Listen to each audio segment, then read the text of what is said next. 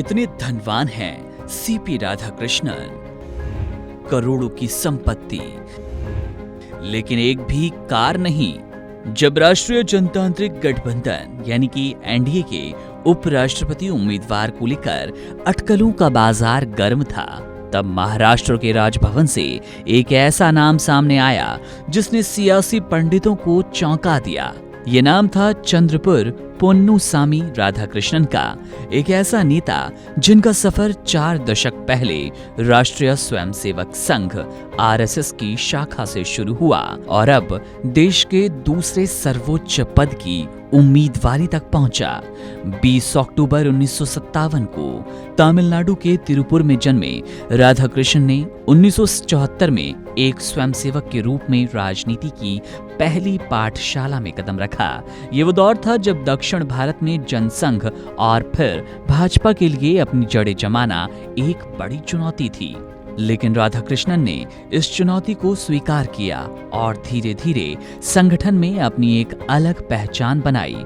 1996 में उन्हें भाजपा तमिलनाडु के सचिव की जिम्मेदारी मिली और इसके ठीक बाद 1998 और 1999 में उन्होंने कोयम्बटूर लोकसभा सीट से लगातार 2 बार जीत दर्ज कर अपनी काबिलियत का लोहा मनवाया। उनकी ये जीत इसलिए भी खास थी क्योंकि ये उस क्षेत्र से आई थी जिसे भाजपा का गढ़ नहीं माना जाता। राधाकृष्णन का राजनीतिक करियर सिर्फ चुनावी जीतों तक सीमित नहीं रहा। उन्होंने संगठन को जमीनी स्तर पर मजबूत करने के लिए अहम भूमिका निभाई।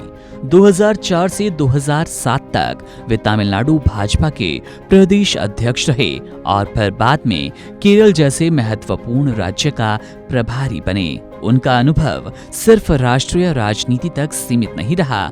2004 में उन्होंने संयुक्त राष्ट्र महासभा में भारत के संसदीय प्रतिनिधिमंडल का प्रतिनिधित्व किया और ताइवान की पहली संसदीय यात्रा में शामिल हुए, जिससे उन्हें अंतर्राष्ट्रीय पटल की भी गहरी समझ मिली।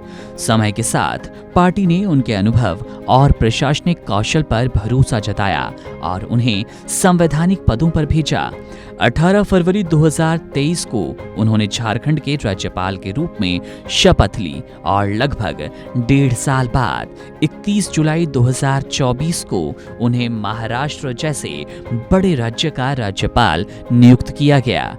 इस दौरान उन्होंने तेलंगाना के राज्यपाल और पुडुचेरी के उपराज्यपाल का अतिरिक्त प्रभार भी कुशलतापूर्वक संभाला। राजनीति के इस लंबे सफर के साथ साथ वे एक सफल व्यवसायी भी हैं, जिसकी झलक 2019 के चुनावी हलफनामे में मिलती है। उस समय उनकी कुल संपत्ति लगभग 67 करोड़ रुपए थी, जिसमें करोड़ों की कृषि भूमि, व्यावसायिक इमारतें और अन्य संपत्तियां शामिल थी। हालांकि दिलचस्प बात तो यह कि उनके नाम पर कोई गाड़ी नहीं है। उनका चयन सिर्फ एक राजनीतिक नियुक्ति नहीं बल्कि एक रणनीतिक संदेश भी है। एक आरएसएस पृष्ठभूमि का नेता जो दक्षिण भारत के एक प्रभावशाली समुदाय से आता है, जिसे लंबा संसदीय और प्रशासनिक अनुभव है और जो संगठन के प्रति पूरी तरह समर्पित है। सीपी राधाकृष्णन की कहानी एक स्वयंसेवक के उस अथक परिश्रम और धैर्य की कहानी है जो दशकों के समर्पण के बाद आज राष्ट्रीय राजनीति के शिखर पर है। Subscribe to One India and never miss an update.